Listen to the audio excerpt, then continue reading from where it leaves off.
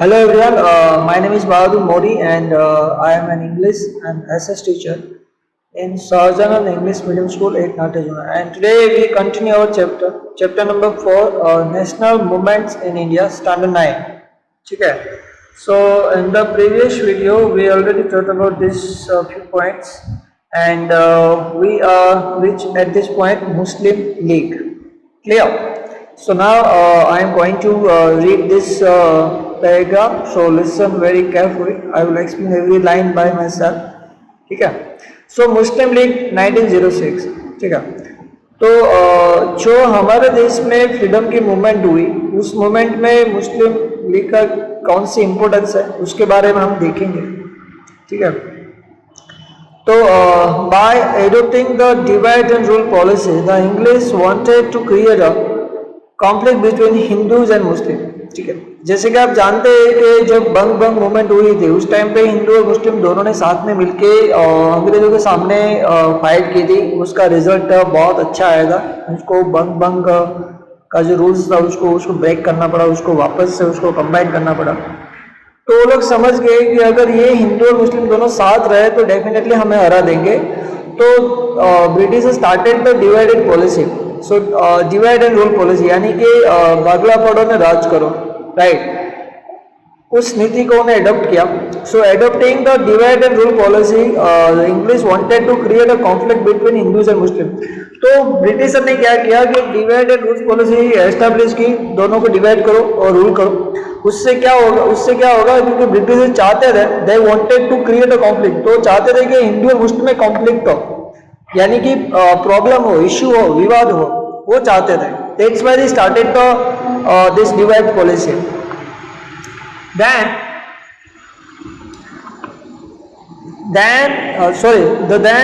Viceroy Lord Minto and the Indian वजीर, दीवान वजीर जिसको वजीर बोलते हैं इंडिया में, Morley together plan to cross the Indian nationalism. इसको जरा हाईलाइट करो यहाँ से.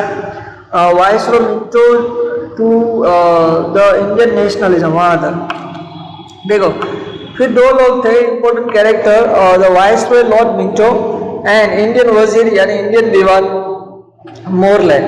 वो दोनों ने मिलकर ये प्लान को एप्लीकेबल किया, ये प्लान को बिल्ट किया, उनको कंट्री में एक्सरसाइज किया. तो आप कह सकते हैं मोरलो मिंटो प्लान है डिवाइड एंड रूल पॉलिसी, जो हिंदू मुस्लिम को डिवाइड करना, मुस्लिम लीग जैसी चीज़ को क्रिएट करने का जो कोई इंस्पायरेशन है, तो ये मोरलो मिंटो है. ठीक है. तो ये लोगों ने ये इंडियन नेशनलिज्म के अंदर ये जो है ये चीज़ को स्टार्टेड किया, ये Lord Minto, viceroy Lord Minto and Morley ने. When the national fight became stronger, the English began to favor the upper class Muslims. जब देश की आज़ादी के लिए जब लड़ाई हमारी सरम चिमा पे थी, हम बहुत अच्छी तरह से फाइट कर रहे थे देश के लिए, देश की आज़ादी के लिए. उस टाइम पे अंग्रेजों ने क्या किया कि जो अपर क्लास मुस्लिम थे, यानी कि जिसकी फाइनेंशियल कंडीशन बहुत अच्छी थी, अच्छे खासे पैसे वाले थे, ऐसे अपर क्लास मुस्लिमों को सपोर्ट करने लगे ब्रिटिशर, है ना. सपोर्ट करने लगे ब्रिटिशर उन लोगों को, ताकि वो लोग हिंदू और दूसरे लोअर क्लास मुस्लिम उससे दूर रहे, वो ब्रिटिशर का साथ दें. इस तरह से उनको फुल सपोर्ट करने लगे वो लोग. The English become successful in convincing a group of Muslims that they must form a Muslim organization to demand for separate voting rights and separate voting center. तो फिर ये लोग ब्रिटिशर थे, वो सक्सेसफुल हो गए मुस्लिम को कन्विंस करने के लिए, उनको समझाने के लिए. वो लोग सक्सेस हो गए कि उन लोगों ने उनको कन्विंस कर लिया कि हम आपको डिफरेंट राइट्स देंगे, आपका वोट्स का राइट डिफरेंट होगा, आप सेपरेट वोट कर पाएंगे. ठीक है. आपका ऑर्गेनाइजेशन अलग हो सकता है, आपको वोटिंग में भी आपको सेंटर्स किया जाएगा, यानी कि मुस्लिम को सेपरेट वोटिंग का राइट्स है, वो ब्रिटिशर की देन है, इंग्लिश की देन है. तो उन्होंने वो कन्विंस करने के लिए वो लोग सक्सेसफुल हो गए. उन्होंने हुए ना उनको मुस्लिम को कन्विंस कर लिया कि आप लोगों को हम सेपरेट वोटिंग देंगे और सेंटर में आपको वोटिंग कराएंगे. एज अ रिजल्ट उसका रिजल्ट ये आया कि Muslim League was form 1906। Please underline, इसको अंडरलाइन कर लो कि मुस्लिम लीग की स्थापना 1906 में हुई। जिसका रिजल्ट ये है कि जब ब्रिटिशर ने उनको वोटिंग का राइट्स दिया, सेपरेट वोटिंग का राइट दिया, तब उसकी वजह से अलग से वो लोग वोटिंग कर सकते हैं, तो उसकी वजह से मुस्लिम लीग ऑर्गेनाइज हुआ, फाउंड हुआ। तो मुस्लिम लीग वॉज फॉर्म 1906। तो 1906 में मुस्लिम लीग फॉर्म हुआ।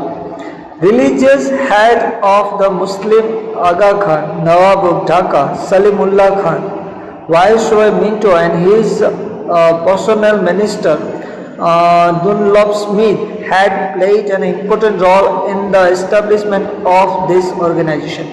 इसको पूरे हाईलाइट कर लो यहाँ से।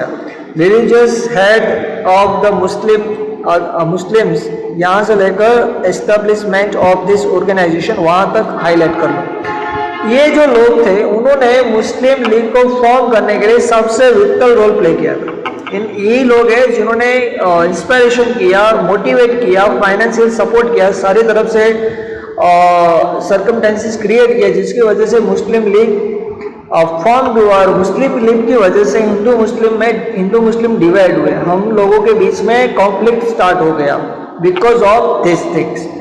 तो रिलीजियस हेड थे जो मुस्लिम रिलीजियस हेड, जो धर्मगुरु जिसको कहते हैं, सबसे बड़े धर्मगुरु थे उस टाइम पे।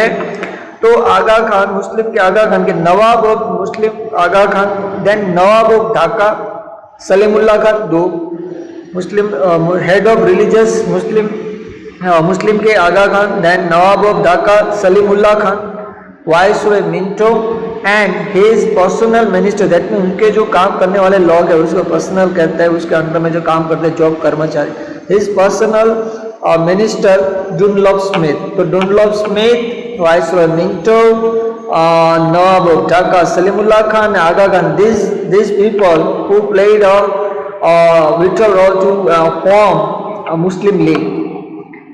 ठीक है।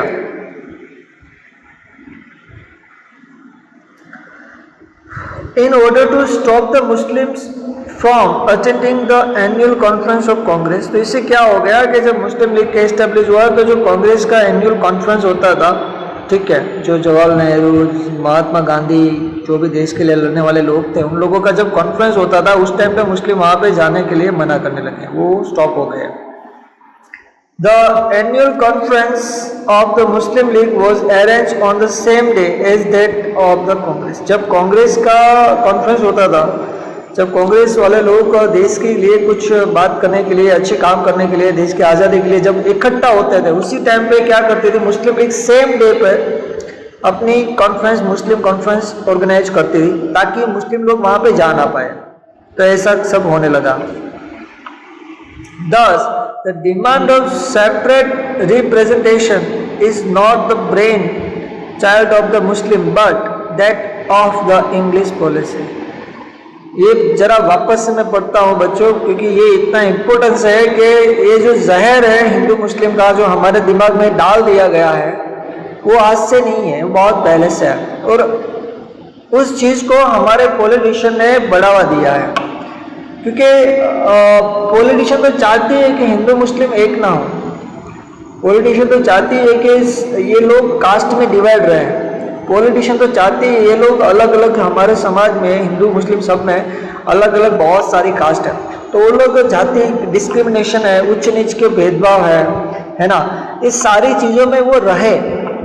अगर हम कास्टिज्म भूल जाएंगे, हम रिलीजियज्म भूल जाएंगे, तो हमारा देश आगे बढ़ जाएगा। हम लोग कुछ और सोचेंगे। आप उस बात को समझो, अगर हमने हिंदू मुस्लिम छोड़ दिया, हमने कास्टिज्म छोड़ दिया, तो हम लोग, हमारा देश कहाँ से कहाँ पहुँच जाएगा। और अगर हमारा देश कहाँ से कहाँ पहुँचे तो हम इंडियन पीपल इंटेलेक्चुअल हो जाएंगे, बुद्धिशाली हो जाएंगे। तो ये पॉलिटिशियन को हम पहचान जाएंगे कि पॉलिटिशियन किस तरह से काम कर रहा है, तो हम उसको वोट नहीं देंगे, और हम उसको वोट नहीं देंगे तो वो लोग जीतेंगे नहीं। समझ रहे आप? तो ये पूरा चक्कर है पॉलिटिशियन का है, रूलिंग का है, अपनी सत्ता को हासिल करने की चीज़ है। मगर हमें अपने कॉन्स्टिट्यूशन को मानना है, हमें अपनी एकता, हमारी यूनिटी, हिंदू मुस्लिम भाईचारा हमें हमेशा बनाए रखना है। और कास्टिज्म में तो बिल्कुल ट्रस्ट नहीं करना है हमें, ठीक है, क्योंकि कास्टिज्म जैसा कुछ होता ही नहीं। ये तो बड़े लोगों ने अपनी सहूलत के लिए बनाई हुई चीज़ें हैं कि गरीबों को कुचल के रखो, कुछ जो दूसरी कास्ट में जिसने जन्म लिया है उसको कुचल के रखो, अपने आप को बड़ा समझो, ये तो पाप है जो हमें नहीं करना है। सब एक है, हमारे कॉन्स्टिट्यूशन ने कहा है कि every Indian have a same rights, तो सबके पास सेम राइट्स है, हमें वही चलना है, ठीक है। किसी भी रिलीजियस में किसी कास्ट को या किसी पर्टिकुलर चीज़ को बढ़ावा नहीं दिया है तो हमें वो चीज़ नहीं माननी है, ठीक है। ये प्लीज़ आप एटलीस्ट आप लोग तो फॉलो करना है इसको।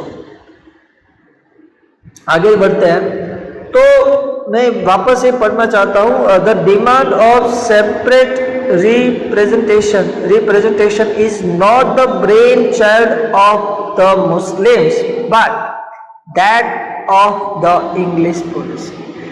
जो अलग रहना है, हमें अलग से हमारा रिप्रेजेंटेशन होना चाहिए, अलग से हमें दिखना है, अलग से हमें रहना है, हमें अलग कर दो।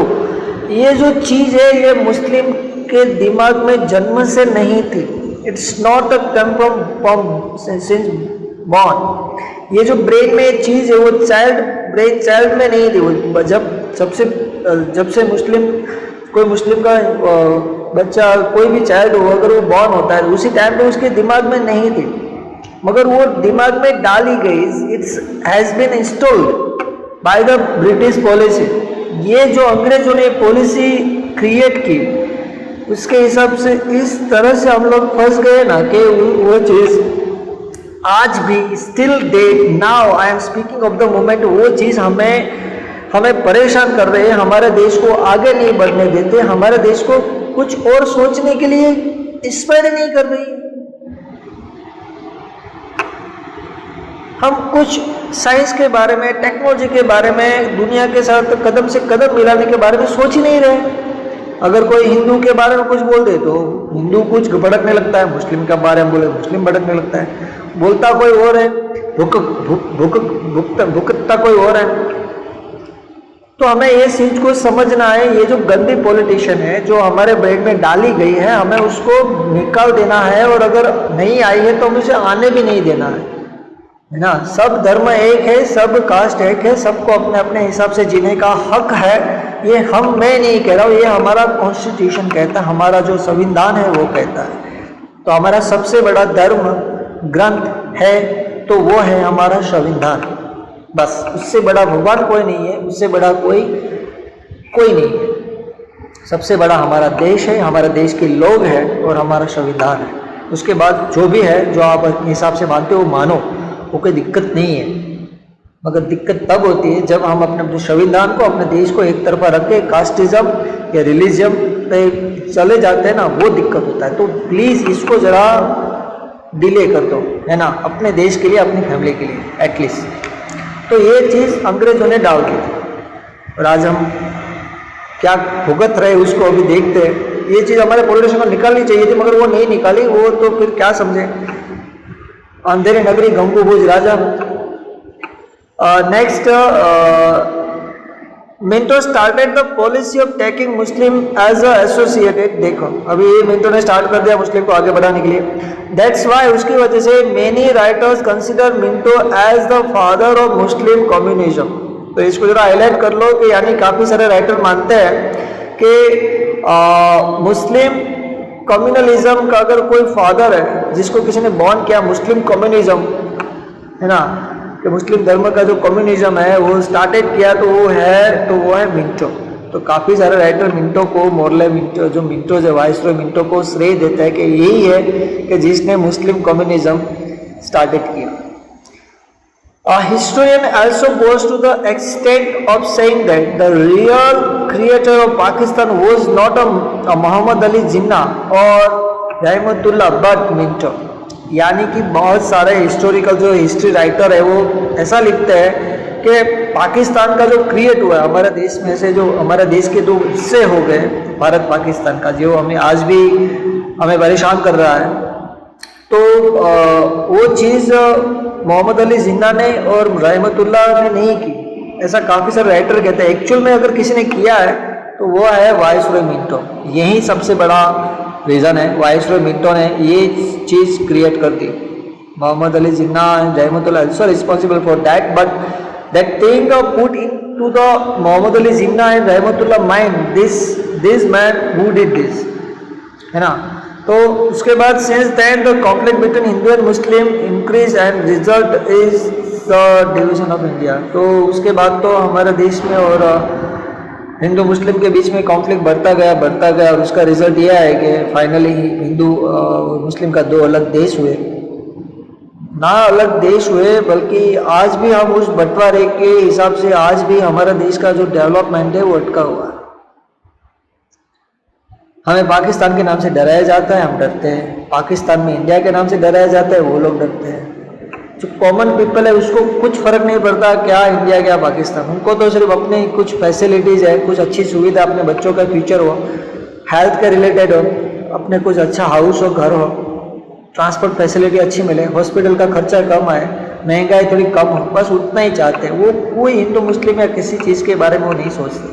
मगर वो सोचे कास्टिज्म के बारे में, हिंदू मुस्लिम के बारे में, वो सोचने वाली सोच है ना, वो डाली जाती है हमारे politicians, media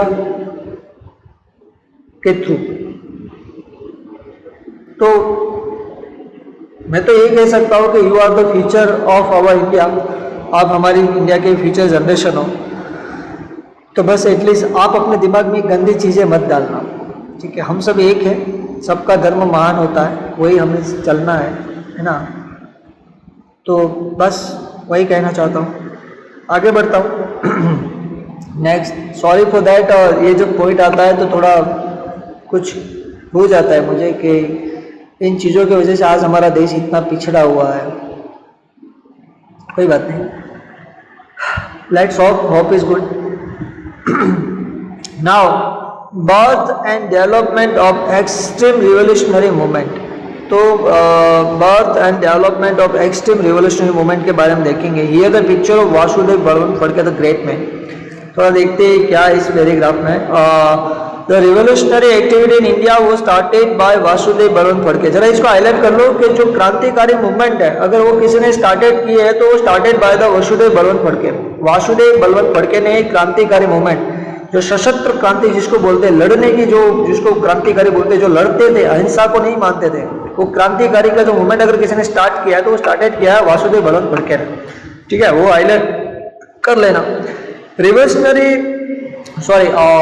Revolutionary like Damodar Chapekar and Balakrishna Chapekar brothers, Veer Savarkar, Barindranath Ghosh, Khudiram Bose, Prabhu Chakshi, Ram Prasad Bismil,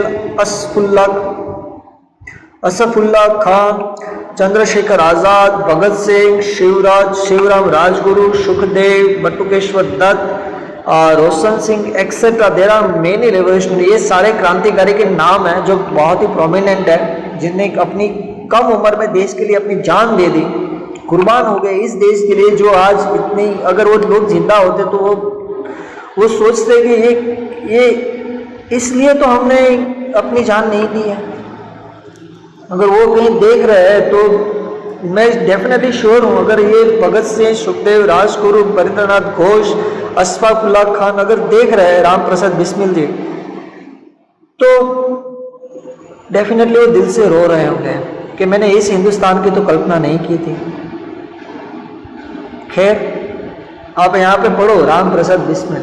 Ram Prasad Bismil Urdu words है, मुस्लिम वर्ड्स है, मगर राम प्रसाद बिस्मिल अपने पीछे बिस्मिल लगाते थे. बिस्मिल यानी अल्लाह का कुछ होता है, जैसे जय श्री राम बोलते हैं, कुछ जो अपने हिसाब से बोलते हैं हिंदू में, और उसी हिसाब से मुस्लिम में बिस्मिल्लाह बोलते हैं. जैसे कि आपका अच्छा हो, भला हो, खुदा आपकी खैर करे. तो राम प्रसाद जी हिंदू थे, उन्होंने बिस्मिल वर्ड्स अपने साथ ऐड किया था. तो आप सोचो, बिस्मिल के नाम से वो शायरी लिखते थे. तो क्या वो यूनिटी थी यार, क्या वो लोग थे कि जो हिंदू मुस्लिम से पर थे, बस उसके लिए माँ, धर्म, सब कुछ देश था.